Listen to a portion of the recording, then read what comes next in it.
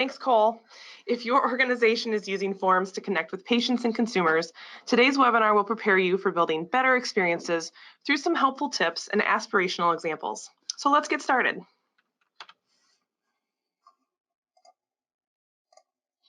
A 2019 survey found that 74% of responding companies use web forms for lead generation. And it makes sense. They're usually easy to build, easy to manage, and easy to measure. And they can be a really great way to connect people to conversions with your organization.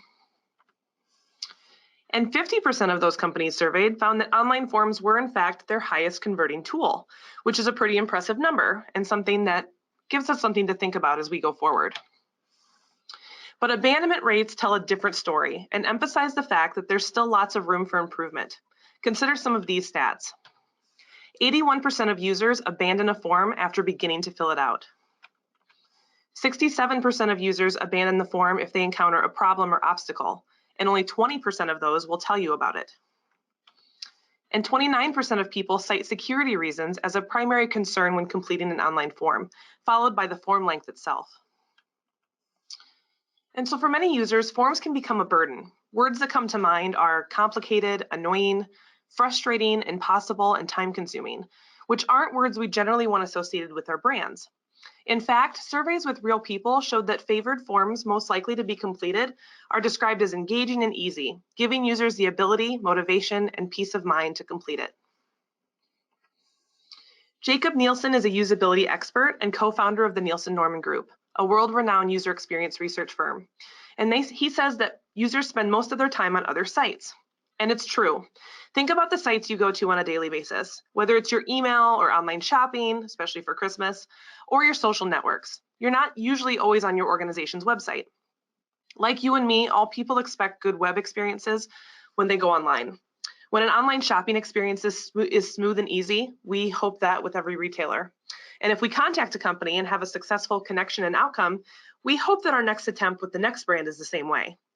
And so a similar pattern is emerging in how users expect their online form experience. This is one really great example. I'm not sure how many dog lovers are out there. If you have BarkBox, you probably already know what this is like, but BarkBox is a popular subscription company using a new approach to get information from users. And while healthcare marketers probably aren't building subscription services anytime soon, the way BarkBox sets up this experience from the get-go is pretty cool. So it starts with asking what your pet's name is, which is really nice. And what they end up doing with that information is talking to you about your dog, asking about your dog with every interaction, whether you call into their customer service or whether you talk to them through chat for assistance. Any emails or exchanges, think of your dog first. And it's a very positive experience keeping your dog and yourself at the front of their customer service kind of world. And I'm showing you BarkBox not because you should necessarily build forms like this, but so you know how other companies, especially in retail, are evolving the form experience, and they have been over the years. But because your patients and potential patients are interacting with forms like this and others out there, every interaction shapes consumer experience and expectation, and it gives us a lot to learn from and think about. So let's talk about best practices in form design and user experience so you can improve your own user experience on your own forms. I've got quite a few quick hit tips for you, so let's begin. Best practice number 1, ask for the least amount of information possible. Form length matters. There's a golden rule and studies to prove that shorter forms, generally 5 fields or fewer, result in higher completion and conversion rates. But longer forms still have a purpose and are needed, especially in healthcare. We're going to probably need more than 5 fields when we're taking patient history information or asking for pre-registration. But why does form length matter? Because you should focus on asking information you need and leave the rest behind. Asking only what you need, not what you prefer to have, limits your form size and builds a better relationship of trust between your brand and your users, meaning they'll feel more comfortable giving you information. Here's an example from a marketing experiment where a B2B CRM tool tested field changes on its sign-up form. It originally started with 9 fields, and we can see with that they had around a 10% conversion. But as they decreased their form fields from 9 to 7 to 5, we see higher and higher conversions. As the form got smaller, some fields were eliminated. We can see from the 9-field example that CRM choice, number of employees, industry, and phone number were immediately deemed unnecessary by the time it reached 5 fields. So when you're planning your forms, think about the information you need most to help the user and the information you need most to get from them to help them through their next step. But if it's things that you would just prefer to have or would be nice to know, those might be things you could leave off to help encourage more conversion. And form length is by no means the only factor you have to consider when designing for conversions. Take this test from a nonprofit organization. This organization went out to see if adding copy above the form on their donation page would inspire more charitable giving. In terms of form length itself, nothing was changed. However, version B on the right includes a far bit of copy above the form. And what was the result? It actually reduced conversions by 28%. It turned out that placing large blocks of copy above the donation form got in the way of people who were already motivated to convert. In healthcare, users are more comfortable giving more information, especially for things like health history. They understand the value, they know that healthcare is complicated and complex and requires a lot of information to proceed. Here, Mercy in Cedar Rapids, Iowa does a great job of preparing the user for what type of information they'll need. Right at the beginning, near the top of the form, they let people know that they're going to need their social security number, their OB's office contact information, and insurance information.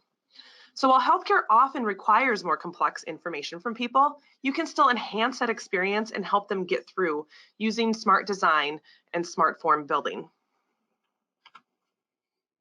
Best practice number 2, clearly mark required and optional fields. The way a field is marked has strong implications for how users perceive and complete forms. According to Nielsen-Norman Group usability research, asterisks that mark required fields is an easy way to improve the usability of any form. There is a growing trend in the user experience community to mark only optional fields, but Nielsen-Norman Group disagrees. Asterisks are easy to see, they're less invasive, and if the top of the form instructs that, quote, all fields are required, a user may ignore that or completely forget it once they get down the form. In this political campaign volunteer form, the fields are marked with clear asterisks, so users know that each of these is required. The bottom question, however, is not marked and is not required. The key is to be clear in how you mark your fields. Many forms include a mix of mostly required fields and a few optional. And if you have this, consider grouping those together. It makes it easy for people to understand what they need to fill out versus what's nice for your company to have. Also consider using clear language. Negative statements or statements that use no or not can be difficult to interpret in other languages, and they're not quite as accessible. Instead, studies have shown that the use of the word optional is much clearer and much easier to understand. And again, like tip number 1, ask for only what you need. Don't include too many optional fields, especially if you already have a long form. Bogging down users with optional information, especially on mobile devices, can feel a little bit like a chore. Here's a fun fact for any developers out there. In HTML5, you can actually add markup to your form fields that instructs screen readers to say the word required when an asterisk appears.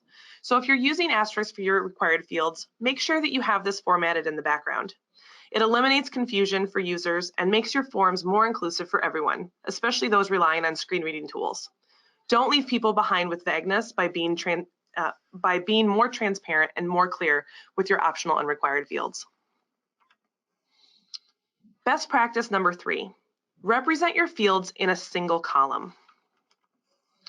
Think about using your mobile device. When you have to scroll left or right to read or see more content, it's pretty annoying, right?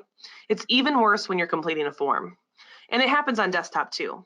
With multiple columns, your eyes zigzag across the screen, adding a cognitive load and slowing down your brain from completing the form in a reasonable amount of time.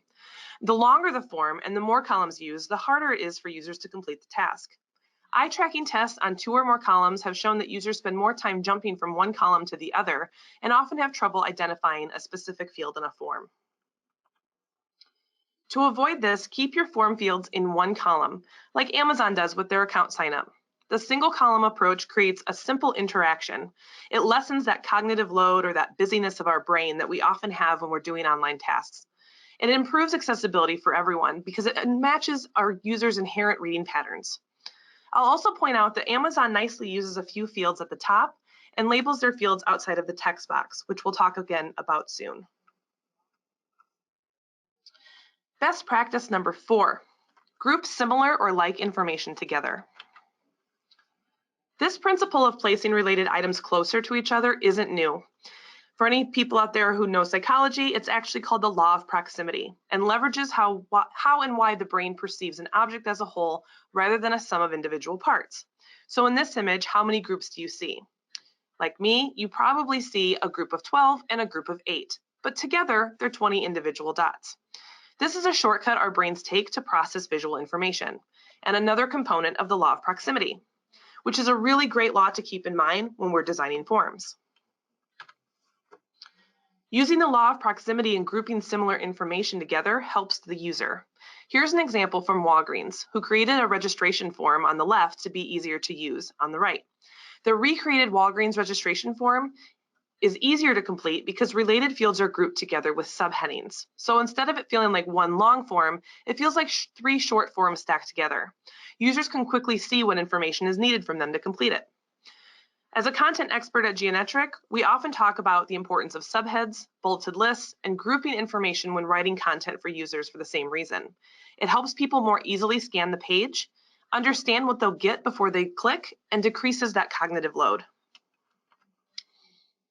So again, Walgreens uses personal information, account information, and contact information in 3 separate instances in this form, making it much easier for the eyes to see. The grouping is really helpful for people who get overwhelmed by online tasks easily. 16 individual lines of text feels a little less scary when it's broken up into 4 smaller groups. Here's an example from Silver Cross Hospital in New Lenox, Illinois, that does a great job of grouping information together. It starts with patient information and then asks about insurance, emergency contact, employer, maternity information, next of kin, etc. At first glance, I can see exactly what I need to provide before I start typing any of the fields. Information like employer details might need more than just my office direct phone number. Or if it asks me for account information, I might need to have a debit card or bank information handy. And by organizing content logically, you'll improve the overall user experience and increase the likelihood of your forms being completed and completed correctly to help increase your conversions. Best practice number 5, keep your form fields clear. Let's explore the anatomy of a form, starting with the form fields, because really, form fields make up what a form is. First, you have the field label. This tells you what the field is for. In this case, the field label is instructing us to input contact information. Often, below the field label is a text box, and this is where you type your answer or where you put your cursor. And sometimes you'll see placeholder text, which is used to help users know what to put in that text box. But there's a catch to that and some things you want to consider when it comes to placeholder text. Placeholder text has the best of intentions, but when it's used in a text box, like in this example, it might be confusing to some users. But why? Most of the time, the placeholder text disappears when the user starts typing. So whatever help text you intended to keep there is quickly erased. It also poses burdens for users with visual or cognitive impairments. Most often, placeholder text, if you've seen them yourself, has light gray or light or white backgrounds. And so the text often is difficult to see and doesn't pass a lot of contrast ratio. So it's hard for someone who may have low vision or color blindness. Not all screen readers know how to read placeholder text aloud, and it sometimes depends on the tool you choose. And that can prohibit people from relying on that screen reader to help them navigate the web. Instead, usability experts recommend placing any help text outside of the text box or in a tooltip. Like placeholder text, it's also important to keep your field labels outside of the text box, and this is probably even more important than placeholder text. Once the user starts typing, the text is going to likely disappear, which could be confusing to someone who can't remember what the field was they were completing. Clearly labeling your text fields and keeping the labels outside the box is best practice for screen readers and user experience. In a sense, you get out of your user's way. Their job is to fill out the text boxes on your form, so leave those boxes empty for their use. MailChimp's sign-up form is a great example of how to keep form fields clear. Label them appropriately, but provide instructions or tips outside the field. Rather than cluttering the password box with all the password recommendations we have to go through, they use this easy-to-read bullet list beneath the field to instruct users on how to create the ideal password. And here are 2 examples from 2 extremely different companies. On the left, we have Burt's Bees Natural Products, and on the right, we have Apple Shopping Cart. Now, Burt's Bees has a form for creating a profile for online shopping. And while the form does a nice job of visually telling users when the field is complete using the check marks and the red X's, they actually fail at the field labels. So as you can see, the field labels are within the text box and disappear as soon as I started typing. Note the S for Schrader in the last name field. If I had walked away and returned to this form, I might not remember what that second field was for. Burt's Bees also uses gray text on the white form, which is difficult to see for contrast ratio. They do, however, provide password requirements outside of the password field, which is clear and helpful. Apple, meanwhile, does keep the form label inside the field, but it doesn't disappear when I enter in my information. Instead, it minimizes to the top of the text box. They also include a tooltip for the business address option, which tells users why the business address might matter to their shipping experience. Best practice number 6, highlight active fields one at a time. This is also known in the form industry as autofocus. Highlighting your fields with autofocus helps users tuned into the task and field at hand. It's a really nice way to help users know where they are in the form and what field is next to complete. It decreases the cognitive load and helps users feel more in control of what they're completing and what's coming next. Autofocus on form fields has been shown to improve accuracy and inspire form completion. So let's take a look at what this looks like. MailChimp, again, hitting it out of the park, does a great job of this. Notice the password field is quite familiar, but they use a green highlight around each field to help users know which field is active to fill out. I also want to note some other high marks for MailChimp. They don't ask for a lot of information here. Just to set up an account, they only need a few pieces of information. They keep field labels outside of the form fields, and they don't use placeholder text that could confuse users. And they clearly label instructions for completing the form. And bonus, we didn't include this tip, but they also keep the Get Started button inactive until the needed information is complete. So users aren't clicking something that they can't actually move forward with. Best practice number 7, write clear, helpful error messages. This is a very important tip. At Geometric, we very much care about accessibility and content and making sure that we're speaking the language that our audience understands in a language and using terms that they understand. Error messages are an indicator of system status, and they let users know that a hurdle was encountered to give them solutions to fix it. But in order for the error messages to be effective, people need to not only see them, but understand them. Jacob Nielsen of Nielsen Norman Group names visibility of system status as one of his 10 usability heuristics. It's important that you consider the placement of the error message too. In this example, which was a real example I encountered, there is some error is clear as mud. What kind of error? Am I responsible? And how do I fix it? This prompt gives me no answers. When writing error messages, consider especially the literacy and language of your users. Don't use jargon that's hard to understand or hard to translate for people who speak other languages. And place the error message in a place that makes sense to context of the field that it affects. And again, if you need to create an error message, make sure the copy is using plain language. Keep error messages next to the field in question so users understand which field is causing the problem. Colors can help differentiate this too. This field is highlighted red and includes proximity error messages about the last name being required. And the exclamation point icon tells me that this needs my attention. Another tip, use iconography with caution. Nielsen Norman Group studies have found that icons without labels can be confusing if it's not familiar. And even familiar symbols aren't totally understood by everyone around the world. So always include copy along with your icons. And equally important, don't tell users there's an error before they've input data. It sends a negative experience and could stop them from completing the form. And surely, like me, you filled out many an online form and a password that you thought was correct, only to hit the OK button and see red pop up everywhere. How frustrating is that? You didn't tell me what was wrong or how to do it. Now you're telling me I have to do it all over. Slack is an instant messaging platform that's fantastic for many reasons, and they get a lot of applause in the UX community for their use of plain language and the way that they instruct their users to use their tool. They use a color code to help users choose secure passwords, as shown here. So on the left, we can see that the password is so-so, maybe not that secure, and on the right, we can see it's a much better fit password. It's really a great way to use color as validation to help improve the experience. So rather than only using errors in red to tell people when things are wrong, using green and yellow helps show them that they're getting there or that they've hit the mark. And that's a really nice way to help validate your user's experience too.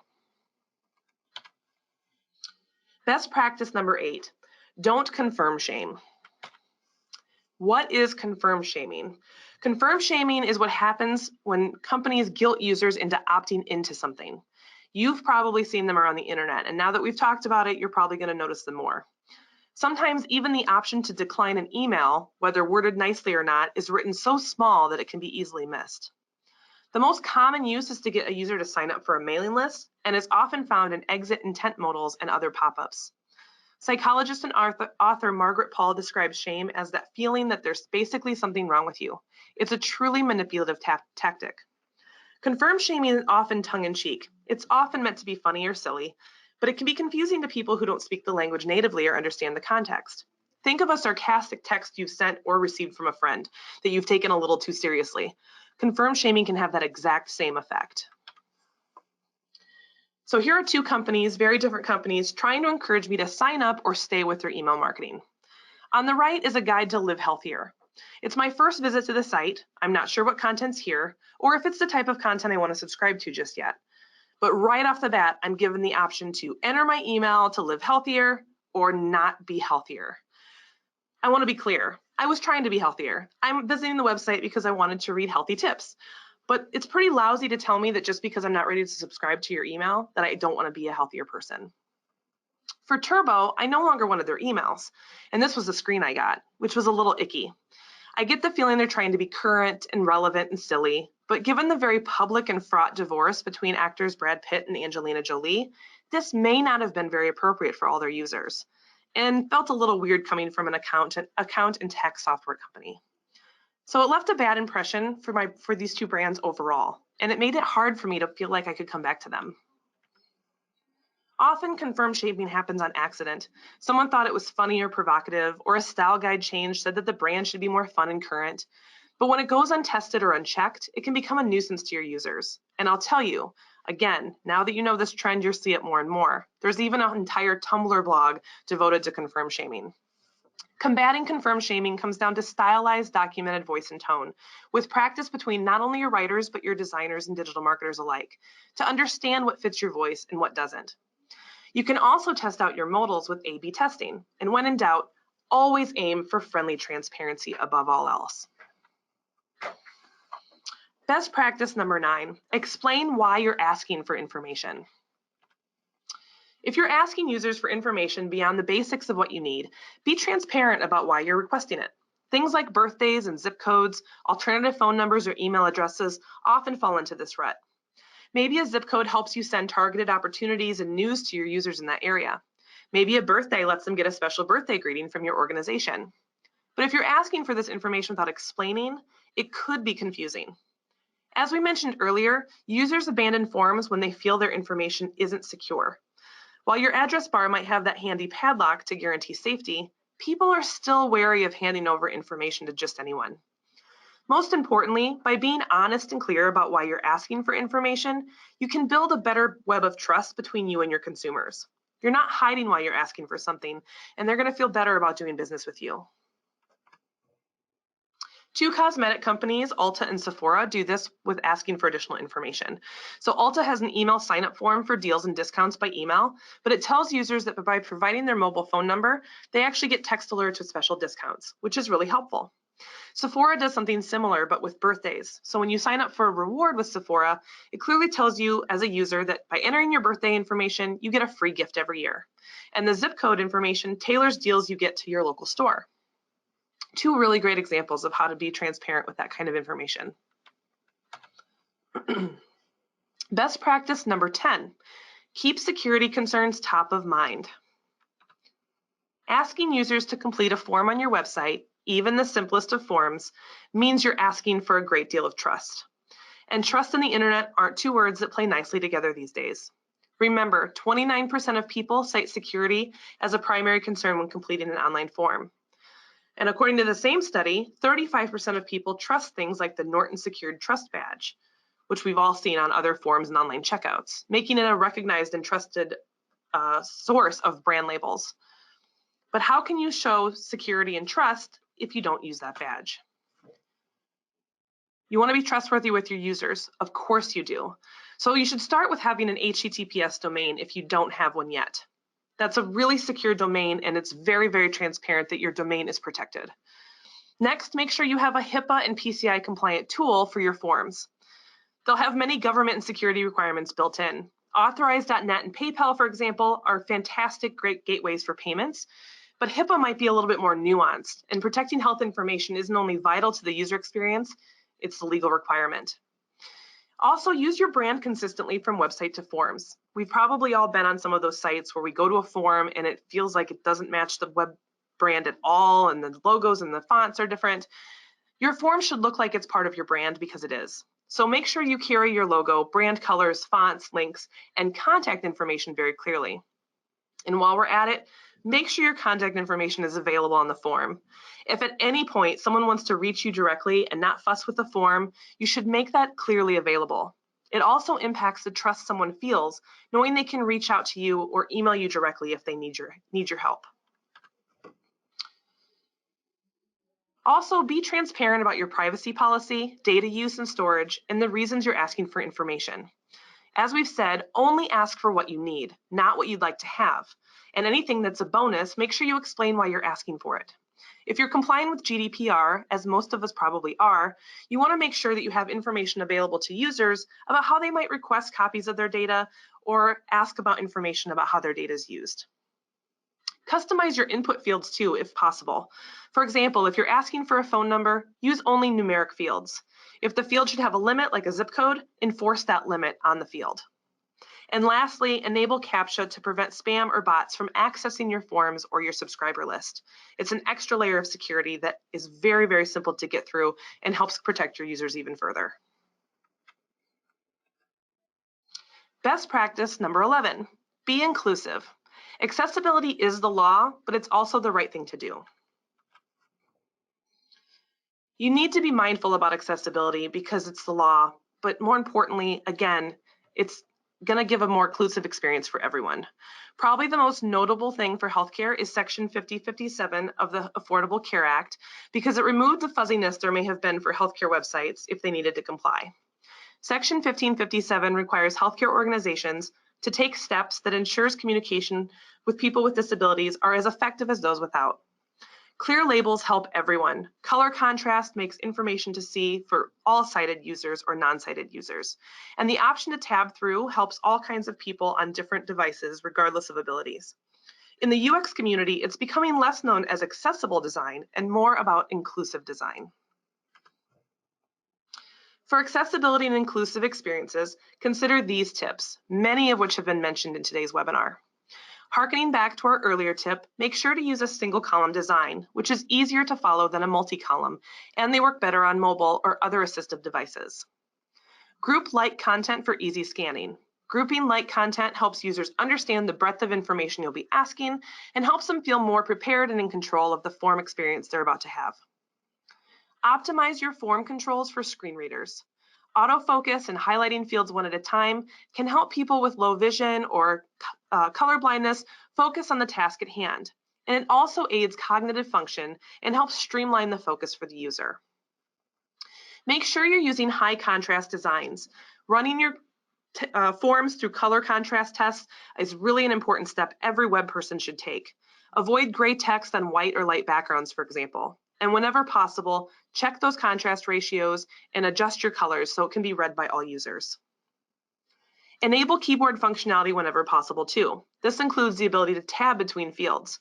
When a user finishes one field, make it easy to tab to the next eliminates the need for mouse control, which may not be possible for some users. And lastly, support voice input or text-to-voice input for autofill options and make it easier for all users to complete a form on their terms.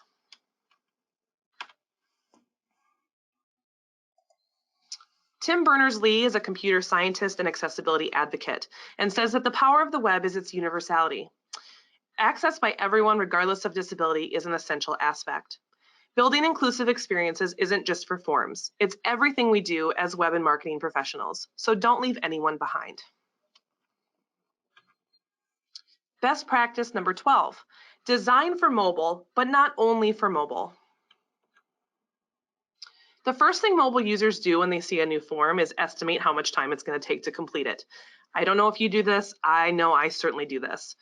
Users do this first by scanning the form. So as we mentioned earlier, grouping like information to give an idea of the time commitment aids the user journey, and appropriate error and validation messages can also help that process.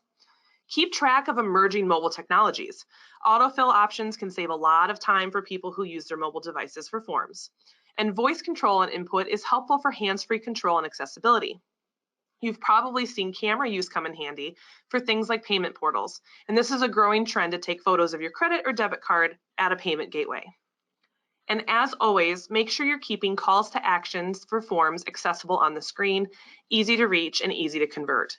Plain, direct, active language is the best for inspiring users to take the next logical step. But don't design for mobile only. Studies actually show people go to the desktop for more complex tasks. A 2019 study by Nielsen Norman Group found that activities carried out on large screen devices, like desktop computers and laptops, were considered more important than those performed on smartphones. Nielsen Norman Group also found that some users even start a task on a phone and they move to the desktop when they finish the task.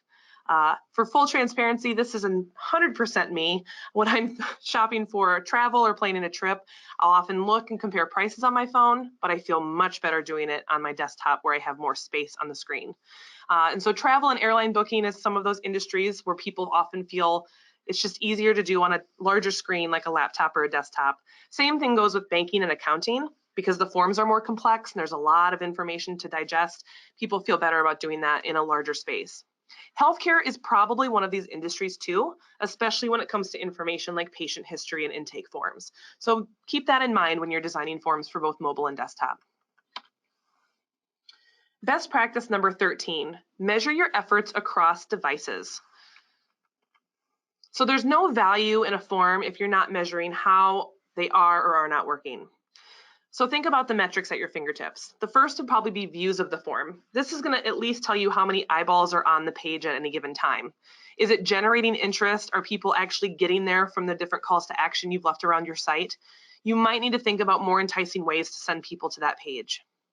User paths, regardless of completing the form, will tell you where people were before they got there and where they're going when they're done. Are they staying on your site? Are they looking for information? Is there a trend in what they're trying to find? Heat maps is a really great tool you can use to track how people are using the form screen. So do you have a long form? Are people starting to give up on the scroll? Are they starting to abandon it midway through the page? That might give you an idea for the types of fields that you have and maybe the length of the form that you're working with. Conversion rates is a gold standard, of course. Are people converting? Are they completing? And on what devices? So as those forms are filled out and as they're sent into your organization, what rate are you getting them? Are they coming in at the pace that you expected? And what devices are they primarily using to complete that? In the same vein, abandonment rates. So where are people leaving the form unfinished? Is there a question that's kind of hanging them up that they're often leaving unfinished and leaving the form from? Does something concern them that makes them leave? These types of questions are things you'll want to ask yourself as you're looking at abandonment rates. All of these metrics are helpful, and more so when you put a specific measurable goal in mind with each. That helps you track your form under a certain amount of time, which gives you and your team baselines to measure against to see if there's opportunities for improvement. Best practice number 14, the last of our best practices for today. Don't forget your back-end users. We've talked a lot about the form experiences to the audiences that are going to be using the form, but what about the people in the back end who are setting them up and managing behind the scenes? They're just as important when you're considering the form tool. When it comes to forms, it's not all about the front end users. So think about the team that's going to be working behind the scenes. Workflow, for example, is an important area to consider. Look for a tool that can allow you to make changes to form workflow once it's live. Inevitably, you may have team changes or people who are out of the office. So how do you route those emails? Who gets the notification and who follows up? And who's in charge of approving changes to forms as they're needed? Think about your internal team strengths and weaknesses. You may not have coders, so think about a tool that can do a lot of this out of the box for you. And even if you have writers and coders and data wizards, find out how you can work together to help create effective plans that help you measure the effectiveness of your forms and tailor changes as time goes on. Think about the ease of use across systems. So you might have people on your team that prefer to work primarily in email rather than logging into another tool. Does the form system that you're looking at offer that availability? Can you embed the form in multiple systems? Maybe you need to use some on your intranet and maybe some on your intranet. And lastly, think about the compliance you need in your industry. And in healthcare, we're most concerned about HIPAA compliance and things like PCI compliance. If nothing else, you'll give your legal team a break and a sigh of relief, but do it because it's the law, and make sure it's transparent to users that your forms are compliant for security, so they have more trust in your brand when they're completing that conversion. So, as a summary, what have we learned? Hopefully a lot. First, ask the least amount of information possible from users. Get out of the way if you can. Don't ask for too much optional or nice to have information so they can go about their day and complete the form in a decent amount of time. Likewise, remember to mark required fields with required or asterisks for clarity. And if possible, label optional fields too for transparency so people know they don't have to fill those out if it's not needed.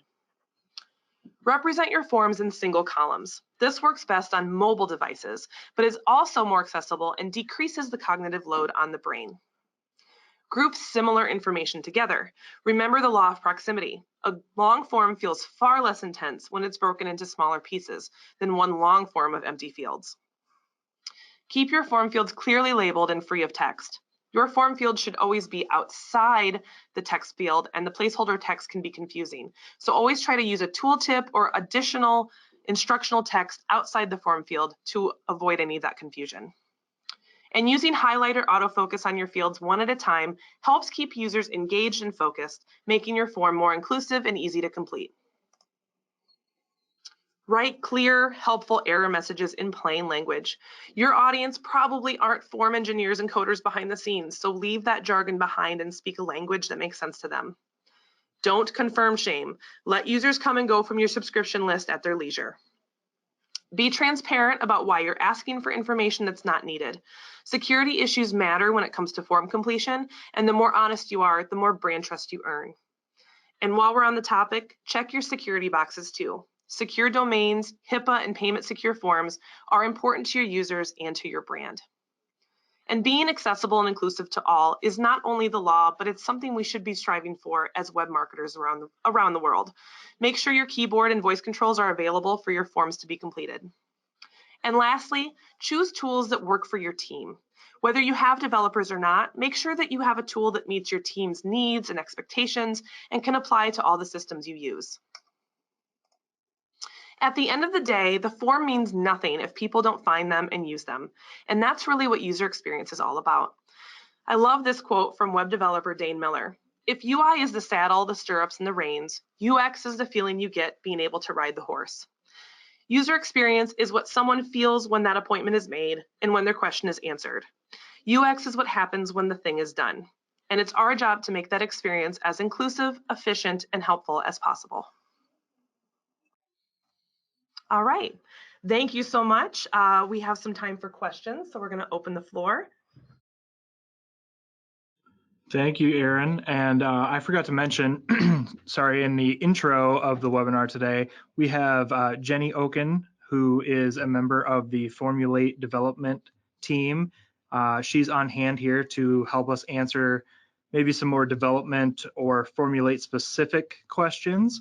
But looks like, Erin, the first one here, if you want to tackle, is about a lot of hospitals or healthcare systems still have use PDFs or have printed forms, and I'm not sure if you could speak to the process of getting those organizations to convert to digital or how to handle that. Sure. Healthcare is still very much has a lot of audiences we're trying to tackle. PDF forms are still convenient. People can print them from home.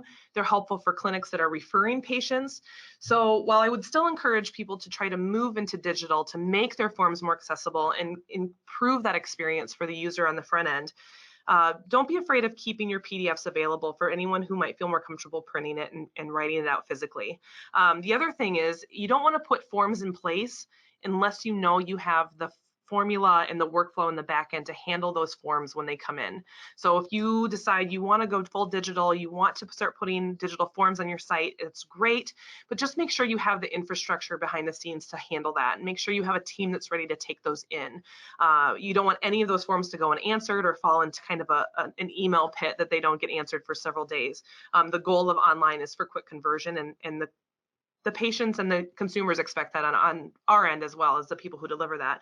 But when it comes to PDFs, if it's more comfortable to continue to use those, especially for referring providers and for any of those folks out there who don't really want to use the online form input, it's okay to have both of those available. Let me add one point to that as well, Erin.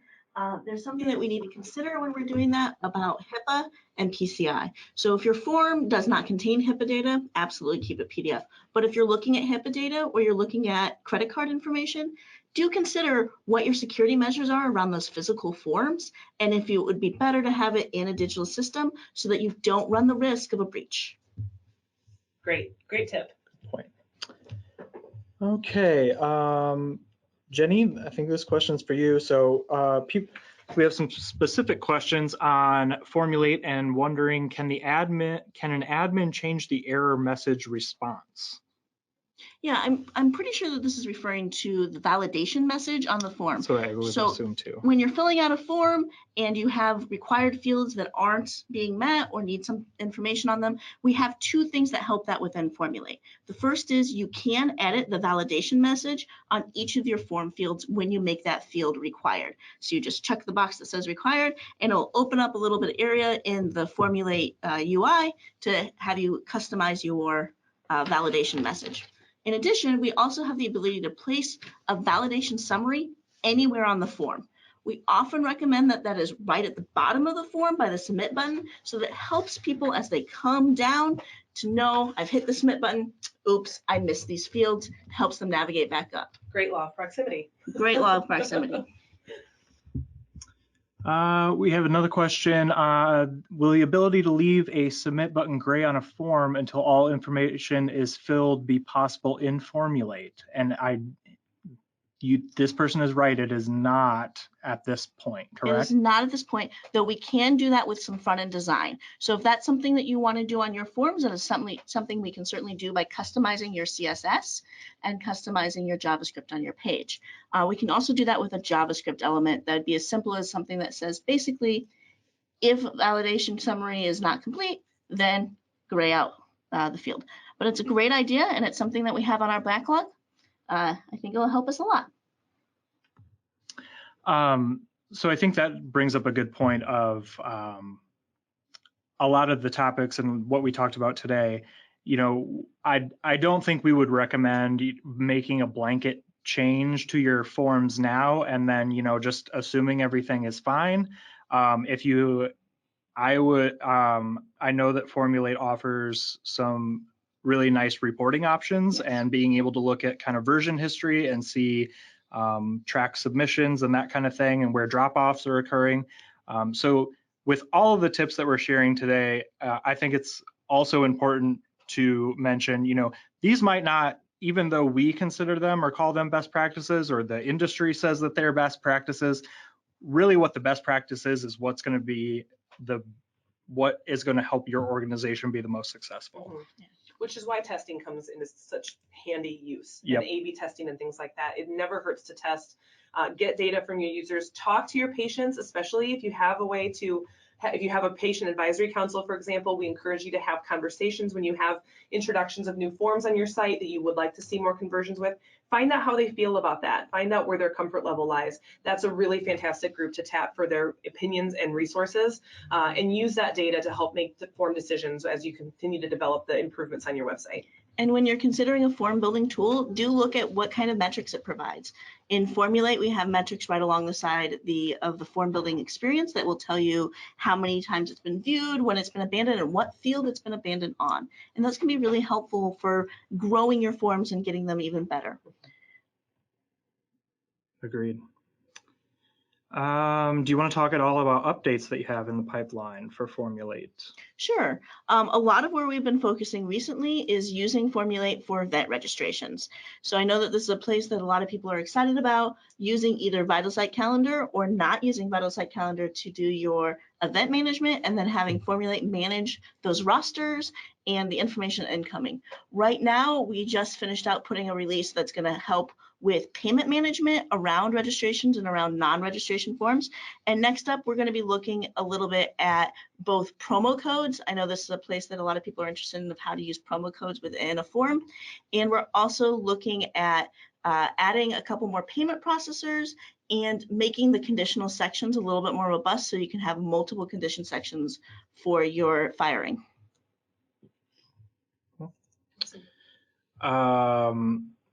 How do we know, this person wants to know, how do we know if our form can be used with voice control? That's a good question. How do you, yeah, I guess, how do you? There's actually some really neat, if you use Chrome, for example, there are some pretty cool extensions out there that let you test voice control, not even on your own website, but you can actually test other websites just to kind of see how they stack up. Great for competitive review, wink, wink. But in terms of the form that you're working with, talking to the form developer or the company or the vendor you're working with, talking about accessibility, making sure that they're prioritizing that. I know Jenny and her team here at Geonetric with Formulate work very, very hard to keep our forms as accessible and as optimal as they can be, so they're inclusive for everyone. So talk to your form vendors, ask them about that capability, and when in doubt, test it out yourself. You can actually use accessibility options on your own mobile device as well to test your forms or test the forms of your competitors to see how they stack up for accessibility. Yeah, and we upstairs use our own accessibility testing screen reader. There's a couple available out there for free. I think the one that we use is called, oh shoot, I've lost the name. Jaws? No, Jaws is a pay. It's a different version of that. It's a bunch of letters. But that allows us to sit down and look at the web page like a vision impaired person would be looking at it, and making sure that we're presenting things the best way possible. With that said, we will cut everyone loose. Thanks so much for attending today, and have a great rest of your day.